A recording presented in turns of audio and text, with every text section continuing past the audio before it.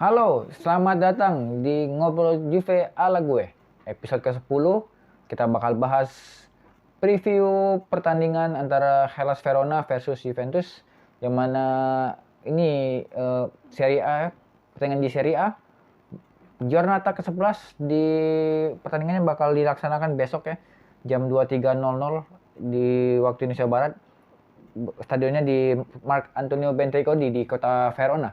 Jadi Juventus akan bermain away di Giornata 11 ini menghadapi Verona. Nah, uniknya di pertandingan ini adalah Juventus bakal bereuni sama mantan asisten pelatih musim lalu, Igor Tudor, yang menjadi pelatih Hellas Verona, akan bertemu dengan mungkin beberapa ada mantan asuh anak didiknya musim lalu sebagai asisten pelatih di bawah head coach Andrea Pirlo. Jadi ini agak unik juga sebagai reuni. Kemarin kita lawan Sassuolo, reuni buat si Locatelli, dan sekarang reuni bagi Igor Tudor sang pelatih lawan. Nah, di sini gue bakal bahas jalannya pertandingan sama kita lihat statistik pertandingan serta pemain-pemain yang absen, serta kita lihat head to head pertandingan musim lalu, dan juga prediksi skor menurut gua gitu. Kita bahas dari statistik dari Hellas Verona. Ini gua sangat unik ya. Karena Hellas Verona ini ada di peringkat 10 ya. Peringkat 10 dia mencetak poin dengan poin 12. Artinya ini agak sedikit mengkhawatirkan ya. Tapi kalau gua lihat, emang tim ini, Hellas Verona ini tim yang underdog lah kalau kita bilang, karena ketika tiga Jonathan awal itu dilatih sama Eusebio dan Francisco hanya mendapat 1 poin itu, dan kalah di 3 pertandingan. Jadi artinya 1 poin ketika mereka pertandingan ketiga kalau nggak salah, atau bahkan kalah ya, dia kalah di 3 pertandingan awal. Akhirnya di match day Giornata keempat, justru ketika Igor Tudor naik di mengastroteki Hellas Verona, justru meraih kemenangan perdana melawan AS Roma. Ini yang gue lihat agak sedikit, dari tim ini agak sedikit unik ya, karena dia juga lawan Roma menang dia, terus juga lawan Salernitana dia draw 2-2, habis itu lawan Genoa draw lagi, lawan Spezia menang 4-0, lawan AC Milan, ini yang lawan AC Milan sempat unggul babak pertama 0-2 ya, unggul, terus di comeback sama AC Milan jadi 3-2. Ini juga permainan mereka juga sedikit lebih baik, maksudnya ini benar-benar salah satu tim yang underdog yang harus diwaspadai. Karena pelatih musim lalu pun Ivan Juric yang sekarang pindah ke ngelatih Torino, ini pemainannya udah terbentuk dari sisi sistem permainan, walaupun mereka kehilangan Mattia Zaccagni yang ke playmaker musim lalu ke Lazio, dan Felipe Di Marco yang kembali ke Inter. Dia emang ini skuad-skuad yang pemain-pemain sisa atau pemain-pemain notabene buang-buangan tim besar, tapi bisa diramu oleh Igor Tudor ini menjadi satu kesatuan yang unik gitu. Jadi kita lihat depannya ada Giovanni Simeone, ada Nicola Kalinic. Itu kan kalau kita tahu Kalinic ini ex mantan pemain Fiorentina dan juga main AC Milan ya, tapi mereka bisa mengakomodir itu untuk mengembalikan kepercayaan diri sang pemain untuk bisa jadi mesin gol di Hellas Verona ini. Jadi mereka draw lawan Lazio, kalah 3-2, terus menang lawan Lazio 4-1. Ini juga sebuah hal yang sangat-sangat unik lagi. Mereka bisa menang lawan 2 tim kota Roma ya, dengan skor yang meyakinkan. Kalau saya pikir itu permainan juga sangat luar biasa. Kita tahu bagaimana Lazio menyerangnya dengan era Sarri-nya, pelatihnya Sarri, dengan permainan atraktif menyerangnya Sarri ball, dan mereka bisa kalahkan dengan 4-1, dan hanya 1 pemain yang mencetak gol, itu Giovanni Simeone. Ini juga baik sekali nih pemain. Bisa mereka draw kemarin lawan Udinese bermain di Friuli. Jadi tim ini emang sangat-sangat unik kalau menurut gua, karena mereka juga masuk adalah tiga tim ya, adalah salah satu pencetak gol terbanyak, nomor 3 di Serie A. Mereka sangat produktif dengan 22 gol, itu nomor 3, karena nomor pertama itu ada Inter dengan 26 gol, Milan 23 gol, dan mereka bersama dengan Napoli 22 gol, walaupun kebobolannya 19 gol. Tapi salah satu tim ini emang mereka orientasi sangat menyerang. Seperti kita tahu Juve juga musim lalu Igor Tudor ini bersama Pirlo juga mainnya lebih menyerang, walaupun ya secara hasil Juve peringkat 4 musim lalu. Tapi emang ketika melatih di tim ini dia tanpa beban, bermain nothing tulus gitu. Menang ya bersyukur, kalah ya mereka tahu mereka bakal kalah, tapi kalau menang itu bonus. Jadi emang tim-tim seperti ini yang kerikil-kerikil ya. Apalagi kita tahu Juventus kalah di kandang itu lawan tim-tim yang seperti ini, bukan lawan tim sekelas Milan, Roma, atau Inter, ataupun apa gitu, atau Chelsea bahkan. Bukan, ini kerikil lawan tim-tim yang seperti ini. Cuman kalau kita lihat dari sisi permainan mereka yang ofensif, ya Juve bisa menang pertandingan ini gitu. Ya. Untuk bahas gue sedikit tentang Juve, ya bakal banyak rotasi lagi. Gue nggak ngerti apa yang harus di starting line up besok dipakai seperti apa. Dari formasi pasti 4-4-2. Ya harapan sih Juve tanpa Mattia De Silio ya, karena cedera kemarin tuh. Dan harapan yang lagi diragukan bermain ini adalah Federico Bernardeschi sama Moiskin. Kita butuh pemain ini untuk rotasi, terutama di lini depan. Dan beberapa kabar juga ada Chiesa dan Ramsey kemungkinan diistirahatkan dan bersama Locatelli, artinya karena kelelahan. Ini juga agak sedikit membingungkan. Kalau dia bisa merotasi pemain, Allegri bisa merotasi pemainnya lebih baik atau mengatur schedule pemainnya, berapa menit harus minute play pemainnya. Ya ini nggak bakal terjadi.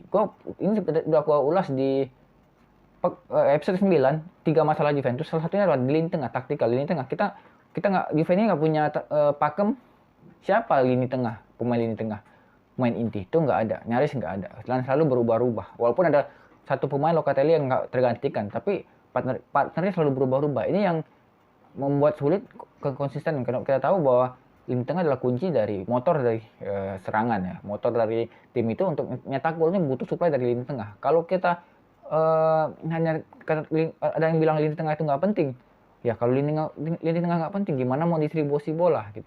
Kita nggak mungkin hanya pemain back sama langsung striker, itu nggak mungkin. Karena lini tengah itu kunci. Siapa yang mau ngatur tempo di lapangan? Siapa yang mau kapan kita harus main lambat, kapan kita harus main cepat, kapan kita harus main direct ball. Itu ada pemain yang ngatur tempo di lini tengah, dan kunci Allegri ya yang di lini tengah ini. Atau disebutannya regista kalau di sini. Mereka dulu dia pertama ngelatih Juve dia punya Pirlo, terus juga akhirnya punya Marchisio, terus akhirnya dia punya Pjanic sampai dia akhirnya dipecat. Dan sekarang ketika dia kembali, semua pemain-pemain tipe itu nggak ada di tim ini. Jadi emang sedikit unik di Juventus musim ini. Bahwa lini tengahnya nggak ada yang fasih ya. Regista murni, Locatelli bukan regista murni. Tapi dia harus bisa bermain di situ karena keterbatasan skuad. Harapannya ada Arthur. Kalau Arthur bermain sebagai starting line up, mungkin ada sedikit nafas lah buat Allegri untuk bisa memainkan tempo di lini tengah. Apalagi dengan formasinya si Hellas Verona yang biasanya bermainkan dengan pola 3-4-2-1. Ini juga artinya memfokuskan pada kekuatan lini tengah. Sektor tengahnya makanya padat banget. Ini seperti kita ngelawan Chelsea.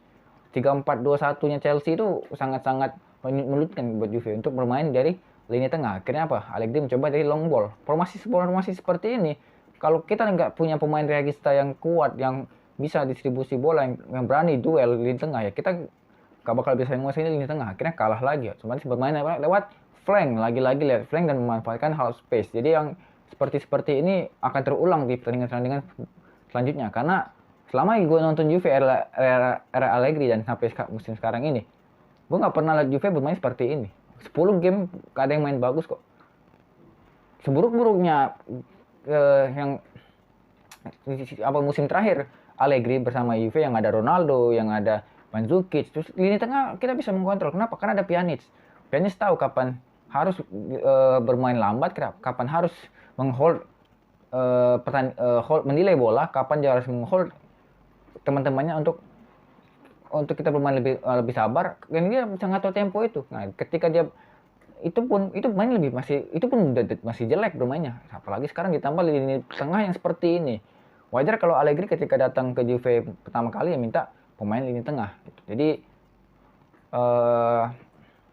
kita nggak tahu starting line up-nya lini tengahnya siapa. Yang jelas pasti kiper ya kembali Chesney, karena kita udah parah banget gitu ya. Karena kalau gua untuk lihat beberapa head to head kita sama Verona, itu kita musim lalu ini menyulitkan ya, karena Juve ini saling mengalahkan di musim 2020 itu. Jadi di Turin 2-1 menang Juve, di Verona menang Verona 2-1, terus musim lalu kita draw 1-1 di home ataupun away. Ini kan sedikit aneh ya. Berarti emang ini ada penyakit yang 2 musim terakhir kita nggak susah untuk menang. Apa satu musim lalu kita nggak bisa menang lawan ini. Ini salah satu masalah yang akhirnya membuat Juve hampir nyaris nggak lolos UCL musim lalu. Hampir keluar dari 4 besar. Ini gara-gara Juve struggle lawan tim-tim kecil. Bukan ketika lawan tim-tim gede, bukan. Batu kerikilnya itu ketika mereka melawan tim-tim yang di bawah. Tapi ini mereka bisa menang, tapi akhirnya draw ataupun kalah. Ini kan yang nggak lucu kalau misalnya emang aneh permasalahan seperti ini. Ini nggak mungkin dibiarin gitu. Jadi harapan gue ya menang, ya Juve bisa menang karena Verona ini bakal bermain lebih menyerang karena mereka ngotot. Karena lawan Roma, lawan Lazio mereka bisa menang, artinya ya mereka pasti ngotot. Dan kalau lawan lebih terbuka menyerang, berarti Juve seperti kita tahu bakal bertahan main low block defense, cover area, counter attack dengan mengandalkan kecepatan. Kalau Chiesa nggak main, berarti Cuadrado yang harus diforsir bermainnya tenaganya untuk counter attack karena dia bisa punya kecepatan yang baik. Tapi kalaupun itu ada Kulusevski ataupun nanti pemain-pemain lain, ya kita butuh. Atau kayak Jorge mungkin bisa bermain dari starter untuk pertama kali. Kalau nanti selalu jadi pengganti, untuk ya kita butuh yang counter attack lainnya Dybala pastinya. Ya mau nggak mau mainnya seperti itu.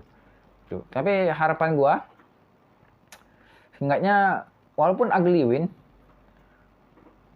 nggak apa-apa, asal permainannya bagus. Ini udah ugly win ya, mainnya mau bertahan, nyetak 1 gol, dibombardir sama tim-tim ini. Bahkan kalah ball position ataupun kalah creating chances itu juga kacau kali. Kalau kita sampai nggak bisa end passing, nggak punya peluang, nggak ada shoot on goal, itu udah kacau sekali. Berarti emang ini tim udah benar-benar harus bukan dirombak, harus benar-benar dicambuk dulu untuk di kepalanya agar para pemain ini lebih dingin ya. Maksudnya mereka lebih dingin, lebih sabar karena kompetisi masih panjang, tapi masih panjang pertandingan itu setiap game semakin lama semakin sedikit gitu. Dan ini nggak bisa dianggap remeh. Belum habis match ini ya kita harus bermain kembali ke Turin untuk pertandingan match day 4 Liga Champions. Artinya pasti Allegri bermain membagi tim ini menjadi 2. Siapa yang harus main di pertandingan Hellas Verona, siapa yang akan difokuskan untuk main lawan Zenit. Ini juga satu batu sandungan untuk Juve bangkit ketika mereka sudah hanya mendapatkan 1 poin dari 2 game terakhir gitu. Pasca menang lawan Zenit. Jadi ini emang harus kita menang, bukan sekedar menang, tapi juga menang dengan kepercayaan diri tinggi, menang dengan mentalitas gitu. Kalau gua lihat nanti di game ini Juve harus berhati-hati karena ini tim kerikil yang bisa-bisa jadi buat Juve terjungkal lagi untuk 3 game beruntun tanpa menang gitu. Ya. Untuk prediksi gua. Nah, untuk prediksi jalannya pertandingan tadi gua udah bicara sedikit bahwa bakal Hellas Verona ini kan timnya bermainnya agak lebih ofensif ya, lebih agresif. Milan versi tim mediocre ya. Maksudnya ketika mereka bisa mengejutkan Milan dengan babak pertama 0-2, itu udah mungkin bahwa tim ini ngotot dan agresif gitu. Jadi justru ini berbahaya kalau Juve sampai tertinggal. Gue nggak yakin Juve bisa comeback seperti Milan gitu. Nah, ini yang harus dipahami sama Allegri bahwa dia nggak boleh membiarkan membiarkan Hellas Verona ini nyerang terus gitu. Dia harus hukum Veronanya yang paling 1 gol di babak pertama atau ya draw lah. Baru babak kedua baru kita untuk mengatur tempo lagi. Seperti biasa kalau gue prediksi Juve, gue nggak pernah prediksi bahwa Juve bakal main bagus. Menurut gue adalah kalau Juve bisa nyetak 1 gol lebih dulu di babak pertama, maka di babak kedua bakal lebih nyaman kok. Tapi kalau kebobolan dulu ya seperti kita lawan Inter ataupun lawan Sassuolo kemarin, panik babak kedua. Jadi harapan sih ya Juve bisa mengambil inisiatif dulu di babak pertama, paling nggak di 10 menit pertama, atau usahakan tahan dulu 10 menit dengan harapan Hellas Verona ini jangan sampai berkembang, jangan sampai mereka terlalu ngotot untuk nyetak gol. Kalau mereka udah nyetak gol duluan yang susah Juve, karena mereka bakal counter attack lagi, main low block lagi, dan kita akan menghadapi tim yang bermain defensif lagi. Itu adalah seperti Allegri kemakan dengan taktiknya sendiri. Jadi emang yang gue khawatirin adalah tim-tim seperti ini gitu. Kita lawan Empoli kita nyerang terus, kita counter attack kita kebobolan. Lawan Sassuolo kita nyerang terus, ketika counter attack kita kebobolan. Ini seperti itu. Atau lawan Spezia kita unggul 1-0, kita kendorkan, akhirnya kebalik 2-1, untung ada Chiesa dan De Ligt akhirnya bisa comeback 3-2. Atau seperti lawan Sampdoria kita udah unggul 3-1, akhirnya jadi 3-2, akhirnya pemain mulai panik, untung skor tetap 3-2. Jadi itu udah hal-hal yang lumrah ketika Juve menghadapi tim yang satu level di bawah dia gitu. Tapi kalau ketika Juve melawan tim yang satu level, katakanlah seperti Milan, Inter, Roma, bahkan Napoli, ya Juve bakal bermainnya, dia bakal menjadi protagonis tim itu. Jadi dia bakal bermain defensif. Seperti lawan Napoli defensif, hampir unggul di babak pertama 0-1, akhirnya ada blunder kiper jadi kita kalah gitu. Dan lawan Milan 1-0 unggul cepat, akhirnya bertahan total draw 1-1. Jadi maksud gua ketika kita Juve ini penyakitnya adalah ketika Juve ini lawan tim-tim yang satu level di bawah dia gitu. Oke. Kemudian preview gue di episode 10 ini, yang sampai jumpa di episode 11 review pertandingan ini. Jangan lupa subscribe, like, dan komen. Gue Adi, ngobrol Juve ala gue. Forza Juventus, gue Adi. Ciao.